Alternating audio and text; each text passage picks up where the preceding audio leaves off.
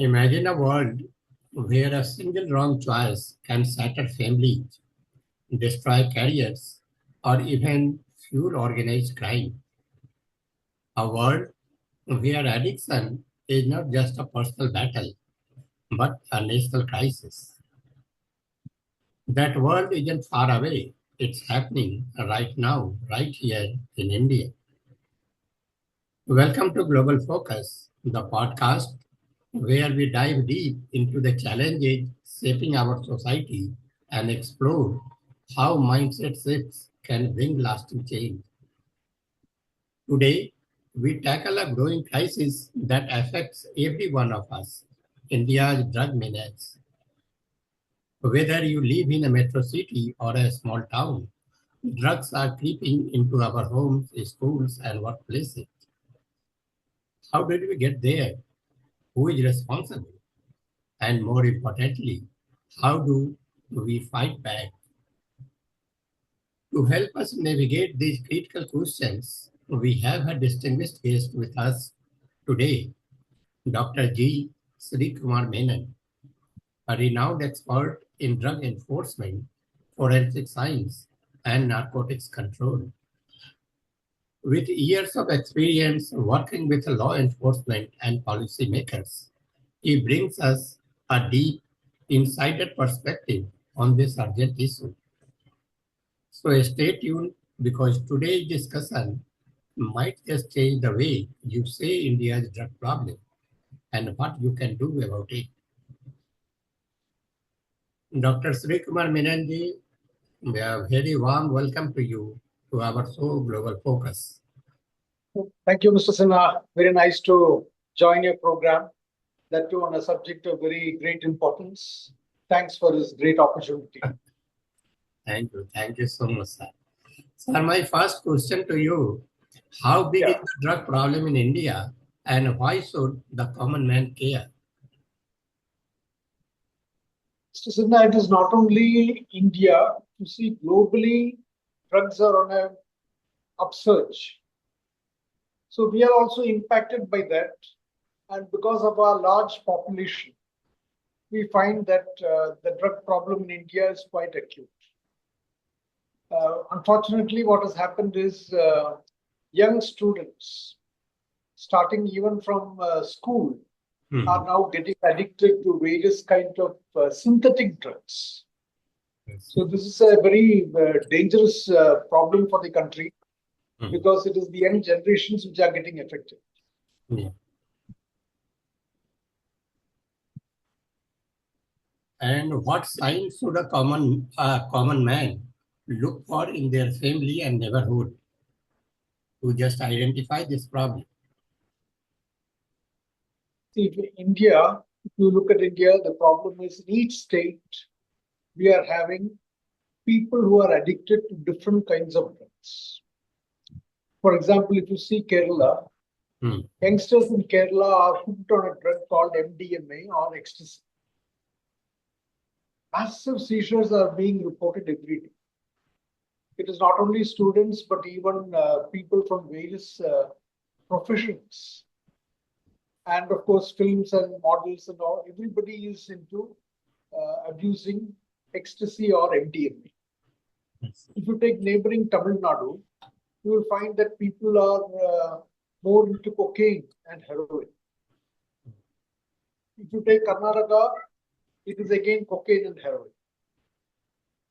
You go to Andhra, they have a big consumption of ganja, apart from heroin and MDMA and all those things. Again, if you come to Maharashtra and Mumbai specifically, it is cocaine.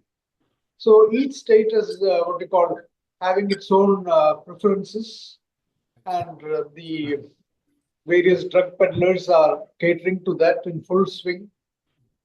There is hardly any resistance for them, I would say.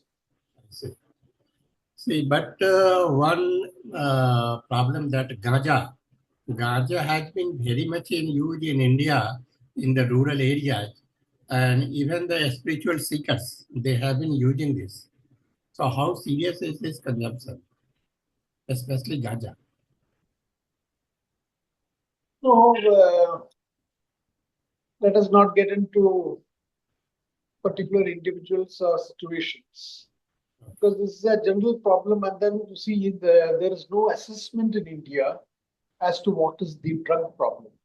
See, if you look into USA, regularly they have got threat assessment, drug threat assessment, which we are not having. So all our reactions, whether from myself or from other experts or in the press that you read, is all coming from whatever little seizures are being made by various enforcement agencies.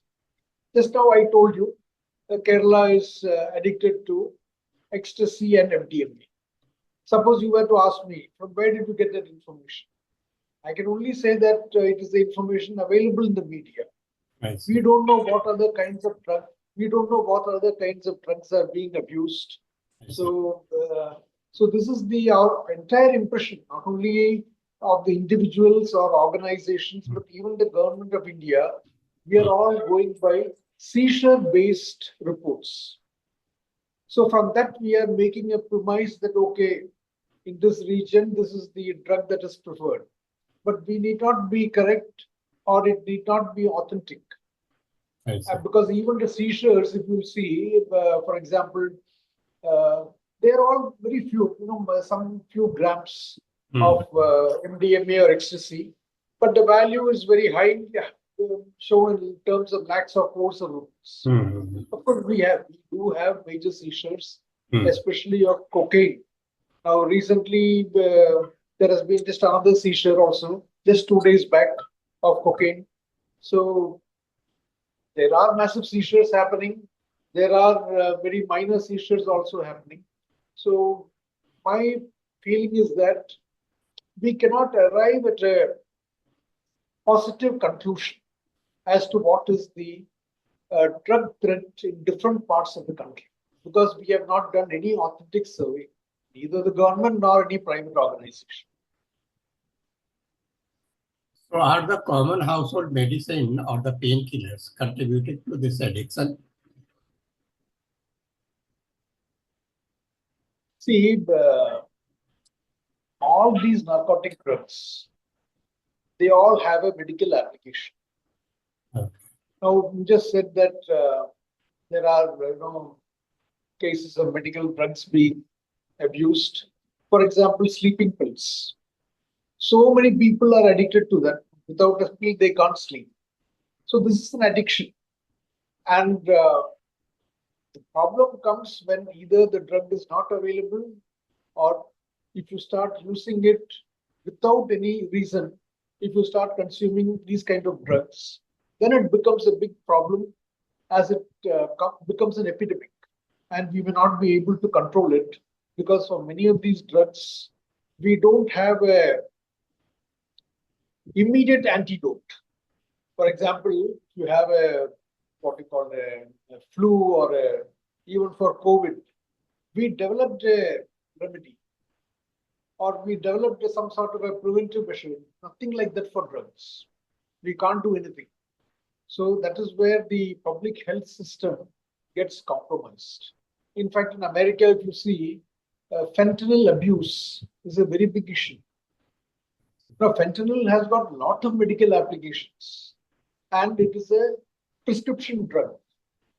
But what happens is, when it is abused without any reason, and people become addicted to it, and then a whole lakhs of people are their health is affected by it, and it also affects the economy of the country, and various other social problems come. As you know, violence and other things are coming up. So these are all the other implications of all these abuse of drugs that is happening in many countries. I see. So why are the drugs so easily available, and who is responsible for stopping them? See, drugs are available. Now, if you take India, India has a very big pharmaceutical sector.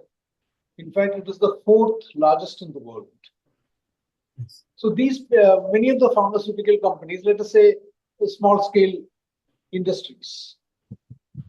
Now, maybe for profit purpose, they are into clandestine manufacture of some kind of drugs which are in demand.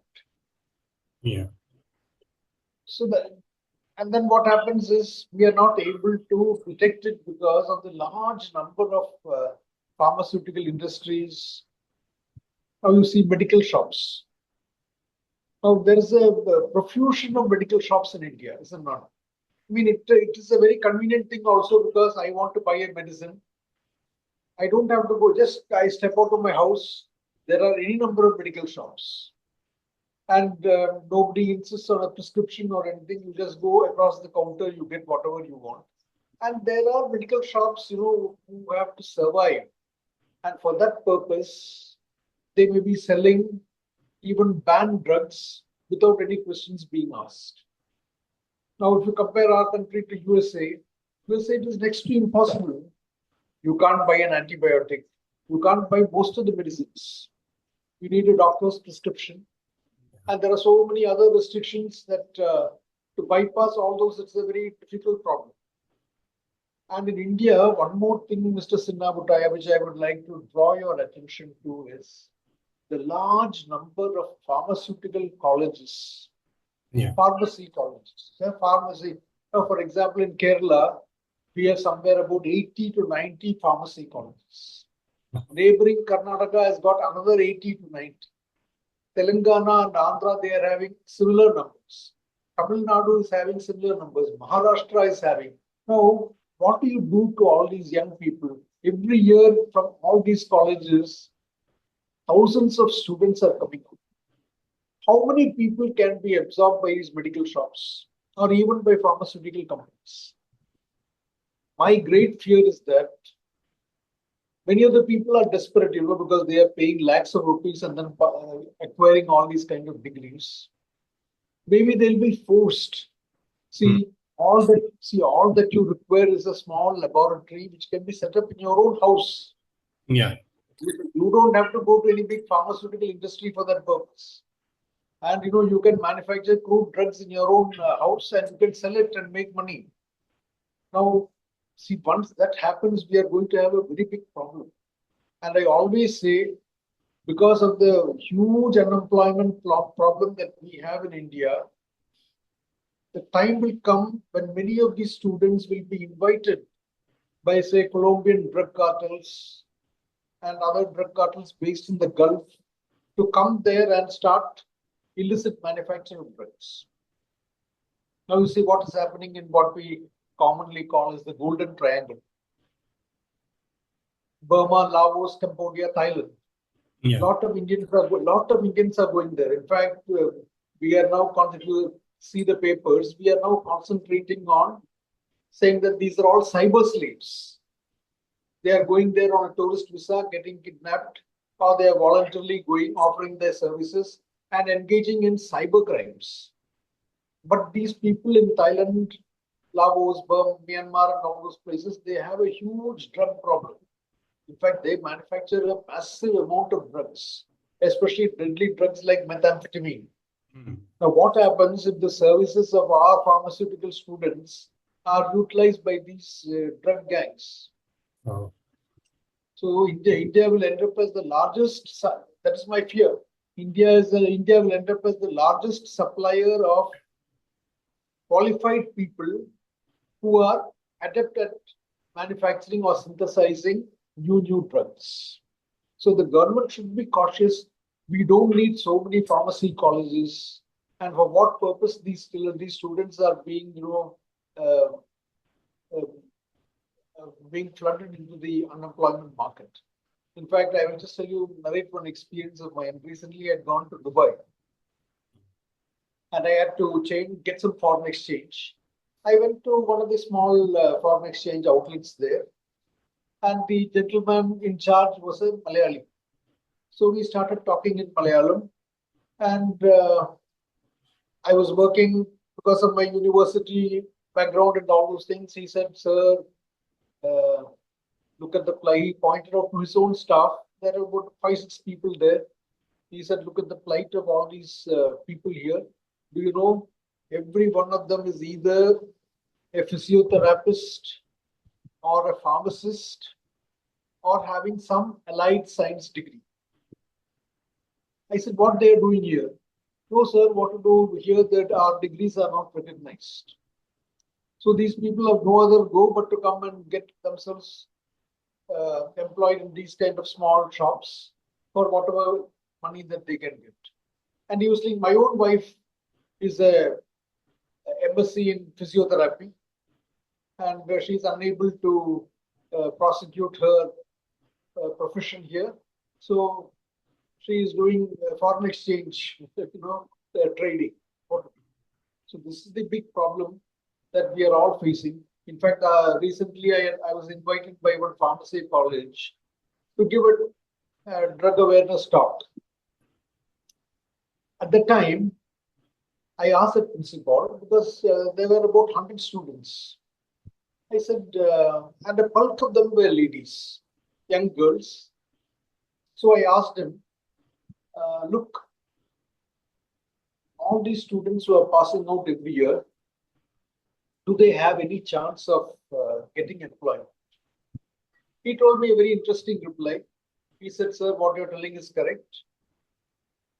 Unfortunately, or unfortunately, bulk of our students are girls. So for them, it's only a degree for the marriage market. Her value goes up. But if all these people who are passing out every year were to enter into the market for employment, our unemployment statistics would have been far, far worse. So are police and the government agencies equipped to fight the drug mafia? No, when we say drug mafia, see, these are all expressions that are used by our media. We don't have any big mafia. You tell me, uh, at least in the last 5 years, within your knowledge, how many mafias have been caught? Who is it that we are catching? We are catching small time drug peddlers. And now, in many states, what they are doing, they are hunting the students, catching them, arresting them, and putting them behind bars. Now, this drug trade is a very massive global trade. And India is also just one of the countries. Now, for example, you see all these huge ships have been caught bringing 3,000 kgs of cocaine and all those things. Yeah. Now, who is behind it? We have no idea. So far, because nobody knows, see, people also don't understand the problem. Now, for example, a 40 feet long container, let us say it is bringing some machinery parts. Yes. Somebody puts 1 kg of cocaine or heroin inside it, deep inside it. How can anybody check? Nobody can check. Or, for example, vegetables and fruits, dry fruits. We are importing in huge quantities. Now, I think about 1 year back or 2 years back, the DRI, they made a big seizure in Kerala. That person was one of the leading vegetable and fruit importer and exporter. And he had massive godowns. But what was happening was he was importing drugs clandestinely because these are perishable goods, is it not? See, suppose you import 1 container load full of oranges. So you will go and tell the customs that if it is not released within 2 days, my consignment will get destroyed. It will perish. So I need expeditious clearance too. So nobody would, I mean, they would just clear it. So this is the problem. And then deep inside that container, see, and another thing what many people don't realize is there are lakhs of containers coming into the country. It is simply impossible to check each and every container. It's like your traffic block. Suppose the constable, your traffic constable stops 1 car to ask him for the license. You just imagine the traffic jam that he's going to cause. Yeah. So he has got no other go but to allow everybody to pass through unless there is some accident. The same problem when a consignment comes in the airport or in the seaport, what can the customs do? Lakhs, containers are coming in lakhs. And now we have got government regulations also which says that you cannot open each and every container according to your choice. All the what you call the details of all the consignments coming into the country are fed into a computer which is centralized in Mumbai. Whether you import it in Cochin or the Chennai port, it all comes to Mumbai. And in Mumbai, that computer makes the selection. So by means of artificial intelligence. It makes saying that you check this container or you check this consignment. Mhm. So all the others they pass through. So whether it is a computer or whether it is a human being, we have limitations. So this is the problem: how drugs are coming and we are not able to catch it. Mhm. People are not able to understand because sometimes very uh, highly well-off people, occupying very high positions in society, they are involved in drug trafficking. So, sir, what should be done to strengthen India's border and stop smuggling?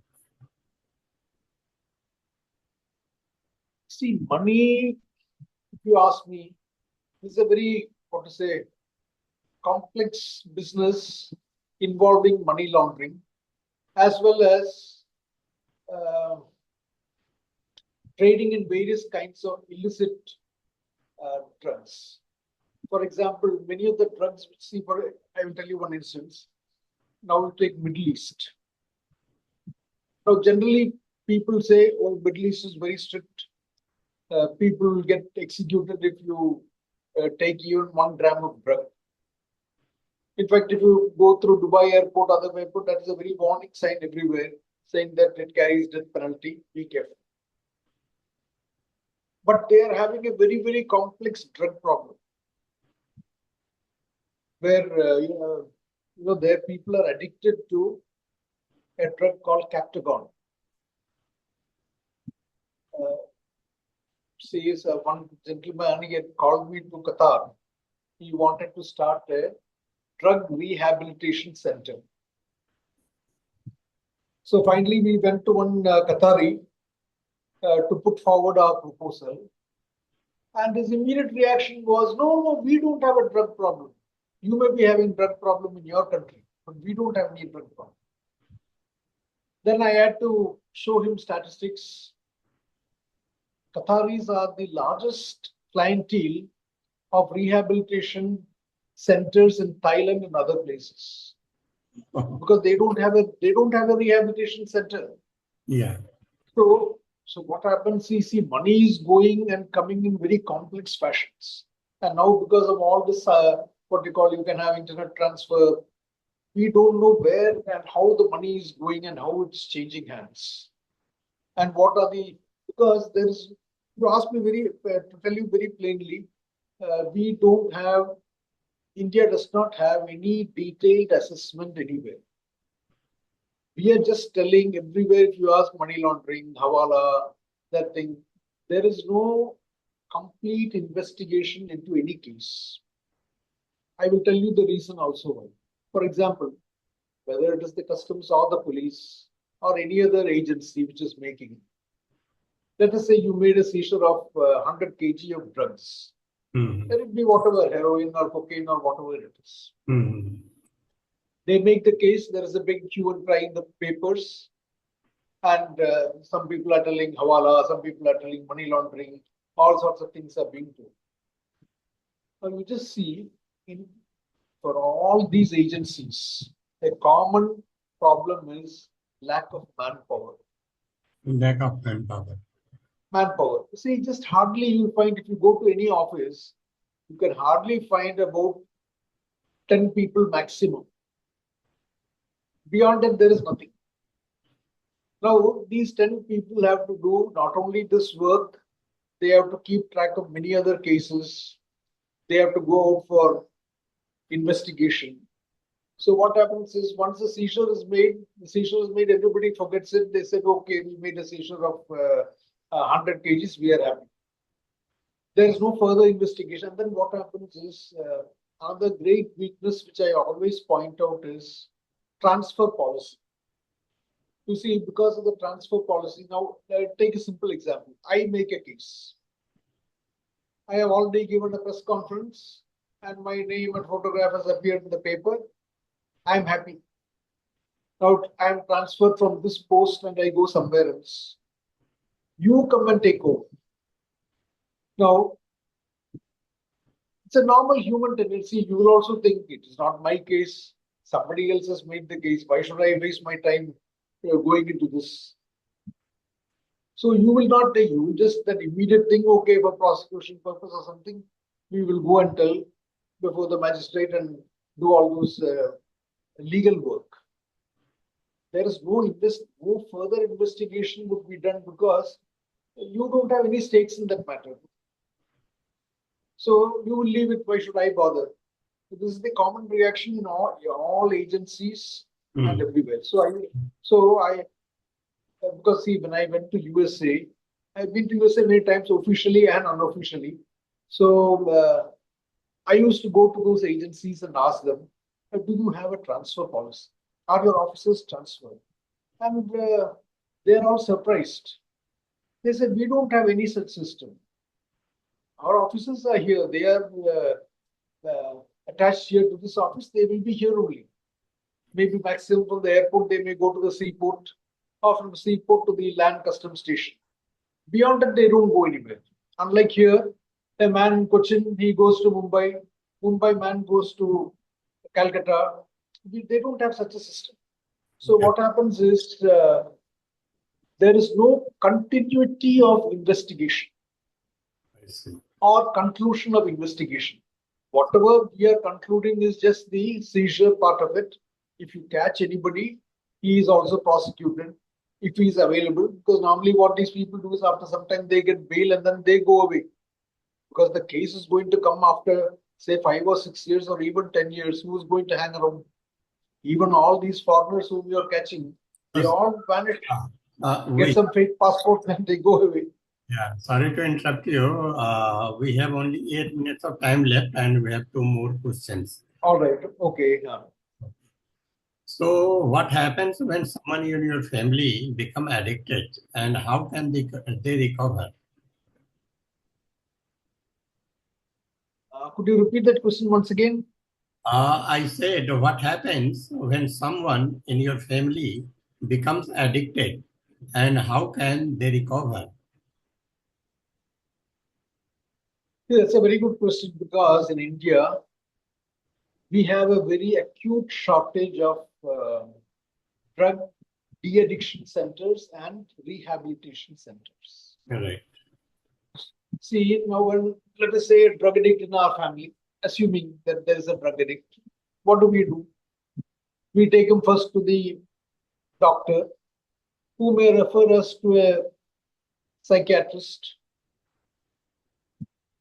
And the only solution is either you get him admitted to a de-addiction center, or if you can afford, you go to a very expensive rehabilitation center. Now, treatment is not cheap. It is very, very expensive because nobody is sympathetic. They say if he has got the money to buy drugs, 3,000 rupees or 4,000 rupees for one small gram, let him pay the hospital bills. Now, for example, I will tell you just to have, so that you can have an idea of the cost involved. Treatment for 1 month in a very good rehabilitation center. Yeah. 1 month treatment will cost you around 12 lakhs. See how many people can afford it. Then there are small de-addiction centers or clinics where the conditions are not very good. Sometimes you may feel if you go inside that you have walked into some jail, because most of the drug addicts are violent because they are being deprived of drugs. And many parents, when they see that, they would be heartbroken. Why should I put my son or daughter here? Now, Kerala is a very big problem because just I read last week in the papers that nearly 12,000 to 15,000 girls Yeah. have become addicted to drugs, and all the de-addiction centers and rehabilitation centers are overflowing. Oh my They don't have space, they don't have capacity to take any more people. And what happens is, see, there is no guarantee that after you complete this course, you are going to get fully, you're going to become a normal person. Because it takes a lot of willpower, medical treatment, as well as cooperation from all the family members. Now, I will tell you another example. Uh, where I was working earlier in Karnataka, I had gone to one de-addiction center, Yeah. and the doctor there was pointing out to one person, and he said, "This man, right from his young age, he is so addicted to drugs." He said he has been coming and going for 16 times. Now, just imagine, Mr. Sinha, the I mean, you need that much money. The person who's taking care of you should have the time and the disposal. Maybe your parents will do because they have no other alternative.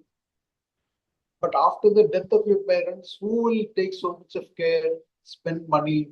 This fellow, what he was doing is he gets into a drug habit, comes to the rehab center. When he is what to say relieved of the major symptoms, he is discharged. Again, he goes. Again, he falls into the same trap. Again, he comes back. Yeah. And the poor parents are, they have got. So, should we take up the last questions? Yeah. Can India ever become a drug-free nation, or is this an impossible dream? What do you say about it? Can we repeat, please? I said, can India Uh, ever become a drug-free nation, or is this an impossible dream? Do you so think? that is quite, see, that is quite impossible because I'll tell you, like I told you in the beginning, most of these drugs have got regular medical applications. And the problem is it is being misused or it is being sold to make some extra profit. So there is no nation in the world now which can say that we are 100% drug free. For example, see, like I told you the case just about Gulf countries, they have got death penalty. 24 countries in the world have got death penalty if you have drugs. But even they are not able to control it. So there you there is no chance of any country telling that we are totally drug free. It's impossible in the given the present circumstances. I will tell you one more question, one more this thing experience. I had gone to address a group of young lawyers on the NDPS Act. And after I gave the lecture, one young lady lawyer, she got up and said, "Sir, what is your problem? If I take a little drugs, it makes me happy, it makes me energetic, and I feel happy always. Why are you so trying to block it?" So I could only tell her, "Okay, madam, no problem. You continue with it. After 1 month, we'll meet. At that time, let me see your condition, whether you are in this condition or in some other condition. Then you will know the answer for yourself, and I will be able to better explain it to you why you should stop it." So no country can say that we are totally drug free. We can only contain the problem. Thank you so much, sir. With this, we are winding up. A All drug-free right. isn't just a dream; it's a choice, but it's a choice we have to make together as a society. We have uncovered the grim reality of drug abuse, smuggling networks, and how addiction devastates families. But awareness is just the first step. The real question is, what can we do next? In our next episode, we will go even deeper, fighting the drug crisis solutions that work. We will discuss practical ways to protect our youth, improve law enforcement, and empower community to break free from the grip of addiction. A huge thank you to Dr. G. Shreekumar Menon for sharing his invaluable insights today. And to all our viewers, our voice matters. Share this episode, start a conversation, and take a stand. Want to be part of change? Leave us a comment or reach out with your thoughts.